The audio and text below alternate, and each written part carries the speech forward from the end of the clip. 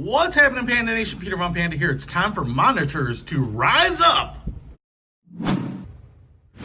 Rise of the monitors, indeed. Hey, I just bought a new monitor for work, and it's a good monitor. It's fine. It's not a high-end monitor by any means, but it sits a little low for my taste. And really, if it sat up a few more inches, that'd be great. But I found this monitor table, this kind of stand for it, with some interesting features. And you can see how it assembles here. I'm going to put this off to the side because I think we're going to be able to do this without instructions. But one of the things that I was really excited about was that it seemed like a pretty inexpensive monitor. I will say, looks like we're going to need Phillips head screwdriver to assemble it. We've got 5 screws right here. I'm not sure if maybe there's an extra one in there.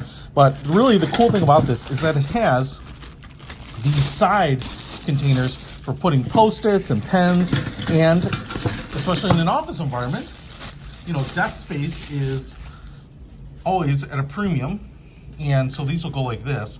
So this will actually be pretty high. This is going to add like 6 inches of rise to it. And then we have these metal pockets, kind of like standard, you know, low rent office supplies. And what I wanted is just a place to have pens and things like that at the ready. Now, what we have here is the tray table top. What I also really liked about it is the metal construction, because I didn't want the thing moving around. We have this perforated top metal plate, and then this is going to attach to these side panels here. You can see, if you look right there, we've got tubes that are create the support. So these are going to go in there, and then I'm assuming, oh yeah, there they are, right on the bottom. There are little holes where we'll put it in those screws. So these are both going to go on either side, just like this.